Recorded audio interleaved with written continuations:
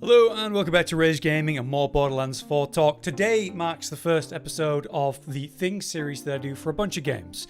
Basically, we're going to cover useful, interesting, lesser known details in and out of the game. It could be popular, important topics at the time, as well as cool things you might not have known about within the game. So with that said, let's jump into today's topics. Starting with phosphine weapons, known as the shinies of Borderlands 4. These, in fact, exist. Basically, every time that a legendary drops, there's seemingly this tiny chance that it spawns as a phosphine. Much like you might imagine Pokemon's shinies, where they have a different visual colouring and look. It's a super rare spawn chance. So the same thing applies here for this legendary. We have Josh here, who out of the three of us is the only one to have found one so far in a few hundred hours of play combined. So they're very rare. Just finding one gives you an achievement, but it also unlocks a new challenge category to find each legendary as a phosphine. And apparently there's a special reward waiting for someone who collects all of them, but good luck with that. For the moment, we're waiting on seeing if anyone ever finds all of them.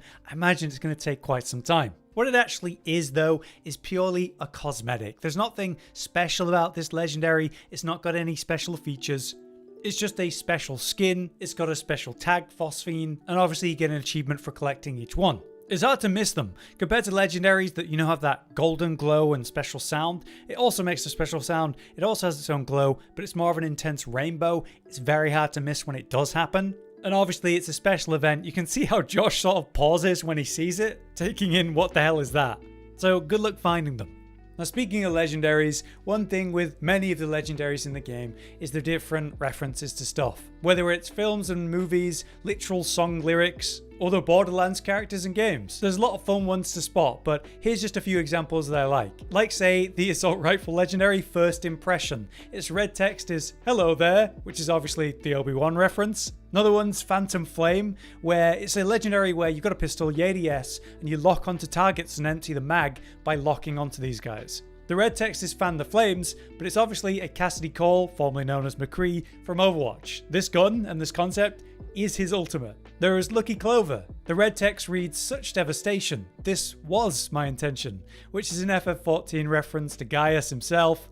It's a quote I quote all the time. "Such devastation. This was not my intention." Next we have Aegon's Dream, which fires between cryo and incendiary as you fire it, aka fire and ice. Its red text says "Finish the song," in reference of course to A Song of Ice and Fire, Game of Thrones. So yeah, George, please finish the series. And another good one is Avatar, with its red text that says "I'm the Avatar, you gotta deal with it," which is from The Legend of Korra, and in the first episode in the series, where she's kind of bragging about it as a kid. So yeah, lots of legendaries have little references like this. Let us know some you've spotted. Here's a pretty neat one that Josh was telling me about that I haven't done myself. If you bring yourself to Moxxi's bar, then there's actually a tip jar on the side. Somehow I've missed this every single time I've walked through here. And you go over and give some money. But if you give enough money, you actually get something in response. So I got a challenge complete. I got a little achievement. But if I put more and more in, apparently I'm going to get a special reward. At 28,000 put in, it's not letting me put any more in. And it's got these little love heart animations. You might be wondering, okay, well now what? Well, if you find Moxxi, you're going to see that she's actually offering you something. In exchange for all of the tips, she just gives you a legendary. And I got this one, Tempting Cold Shoulder. So I'd recommend you wait until you're level 50 to do that, just to at least get the highest value legendary you possibly can. But yeah, for like 30,000 credits or whatever, that is a steal. Here's a tip for you. Don't forget that many unassuming boxes, containers, even the portable toilets can have weapons and items inside of them. It's obviously not common that they do, but they can spawn them, so it's worth having a look every now and then. The thing about these things is, they have the chance to be green, purple, or even, legendary. Like this user found a legendary from opening a toilet, so it's always worth having a look. The thing is, if this is an enhancement, it's got that legendary potential to have 2 mods on it, which is obviously a big deal. Enhancements are something that you can find in a general loot pool. They're quite hard to find otherwise. Like, enhancements aren't offered when you look at vendors and that kind of thing, making it even more worth it to always be checking these containers. Here's a quick warning on if your backpack is full. If your backpack is full and you try to swap your current weapon to pick up whatever's on the ground, you will drop the one that you're currently holding. It just throws it on the ground. Now, this is something that can and probably will backfire if you're holding onto something important anywhere near a ledge. There's a surprising amount of locations where the chests, after defeating a boss, like when you're farming them, it's right next to a ledge. Obvious example of that will be pretty much any of the vault bosses, like this Reddit user who accidentally threw their legendary off the side of the cliff. So kind of unfortunate, be careful.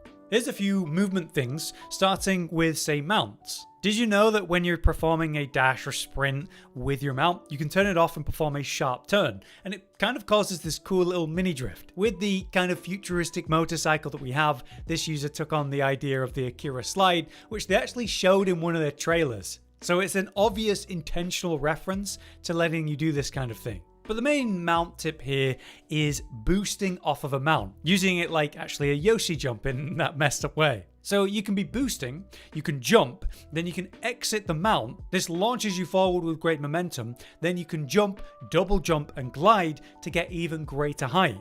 This gives you fantastic mobility in the open world and can help you reach places you otherwise wouldn't be able to reach. Like maybe you're going to make a big jump across a cavern and that kind of thing. But there are some really cool stuff you can do with this. Like this Reddit user who managed to use this trick to land on top of an order ship, which gave them a little travel, a reasonable distance there. Pretty cool. But maybe more of a practical use of this is climbing up and over terrain, like progressing around a base really quickly.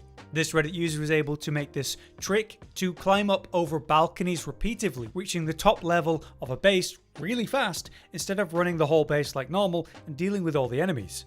So definitely something to think about. One final thing on this topic is the fact that the mount is like a hovercraft. So if you go over water, of course you'll hover over it. This can be a great trick if you're making a big jump and you're about to land in water, which will force you to swim and you'll have to climb out before you can get going again. So if you're ever about to land in water and don't want to go for a swim, quickly pull out the mount and you'll hover over the water without worry of fall damage or anything. Not that that's a thing in this game, but it won't blow up the mount because you crash landed on the water. So it's a really nice thing to be able to do. Here's a quick thing that you might not have realized. When you completed the game, they play the credits, and there's a button to skip forward fast. I did this for quite a while, just in case there was anything interesting, like I was looking at the artwork and some of the information. But there came a point where I left the menu. I think most people are going to leave that menu instantly. But they did sneak a little reward at the end that you will have missed if you didn't go to the end of the credits. Which, as you can see, is one of the shift codes. These give you one of those golden keys to open one of the golden chests at the different hubs. There's quite a few of these codes out online now. But yeah, there is a code at the end of the credits, and this is it. Alright, now just a couple things that are kind of outside of the game, but I do think are important to talk about. And I don't have a place to do it other than this video. Firstly, I want to talk about all the weirdness with the UI. The most common complaint I see about this game right now, other than performance issues, is the UI choices. They've obviously made a lot of changes and quite weird in a lot of places. Like the fact that we don't have a minimap. I don't know why that's the case, but I don't think that's going to change. What could change and doesn't feel good is when you go into the inventory and you just want to see how much currency you have. But you have to go to the box, the menu, open it, and hover over it, and then you get that information. Why is that not just displayed immediately? Another example of that is customization. You have to open up the menu, go to the customization page, and look through the things to find what you've actually unlocked, instead of it being sorted by like recently found or unlocked, or a filter option. I find that the scroll bar gets stuck quite a lot to my mouse when I go up and down. It's very strange. When a legendary drops, there's not going to be a helpful icon on the map because there's no minimap. Or one massive thing that I'd love is, you know how when you're looking at information on a legendary or all the information in the skill tree, there's often terms that are highlighted or bolded because it's a term that means something, but you want to know what it actually means, right? So you want to hover over that legendary effect or skill tree bonus and get some information, but it doesn't do anything. I want to learn what that thing is with a quick description. I want to hover over it and get that information. But right now, it just doesn't. So hopefully based on a lot of the feedback in this opening week, they make some sort of UI overhaul or update in this regard. And if we keep talking about it, maybe it makes it more likely. Here's another point of feedback that I think is a great idea. It's the lost loot machine and how it's a bit weird. It picks up all your absolute trash that you leave on the ground and holds it for you with a very limited stock, even when it's upgraded. So it would definitely be nice if it actually prioritized valuables. So if any legendaries are on the ground, they go straight to that lost loot box. How it seems to work is it just picks up, say, the last 10 things you left on the ground, then the thing's full. And 99.9% of the time, that's going to be a bunch of like grays that no one cares about. I don't know why we can't set it to only collect legendaries, or maybe only legendaries and purples, whatever you want, instead of just a very limited number of items, which are all going to be greys in most cases. Here's a funny one. You know the world boss bubbles? You step into that, you deal with a world boss, and you fight in it.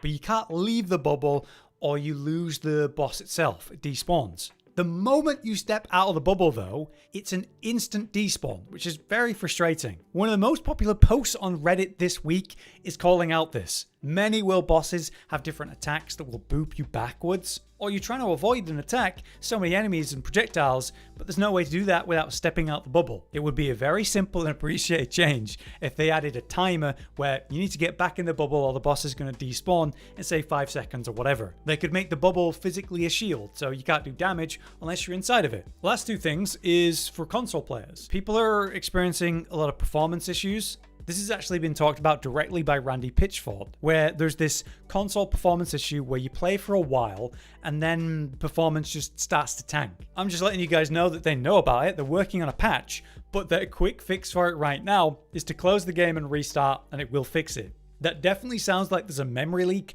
on the console version, which definitely sucks, but is important to be aware of that is a thing at the moment. Hopefully some fast fixes come in. Another big topic for console players is FOV sliders, especially in regards to Xbox where that's coming up the most. It's definitely strange that the game launched without FOV sliders, but they have confirmed that they're coming very soon.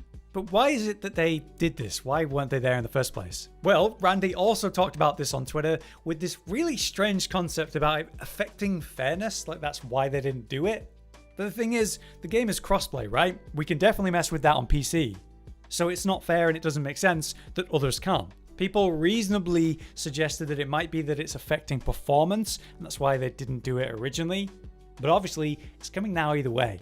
But yeah, that brings me to the end of this varied episode for a lot of different topics and concepts here. If you guys have anything weird, unusual, secret you think people would have missed, or just useful stuff, let us know in the comments. We might talk about it in a future episode. And for this episode in particular, let me know, what kind of feedback would you give the game? What kind of little quality of life changes would you like to see in Borderlands 4 very soon? Either way, for now, that's the video. Thank you very much for watching. I've been Hollow, you've been you. We'll see you next time. Josh, Cotton, and Hollow with the videos, dropping the humor like a hammer on your tippy toes, bringing entertainment on a daily arrangement to take our insanity and turn it into entertainment. Yes, I said entertainment twice, to reiterate that it is nice to look into your faces on a mostly daily basis when you let us in your homes to make the whole world a stage. Goodbye.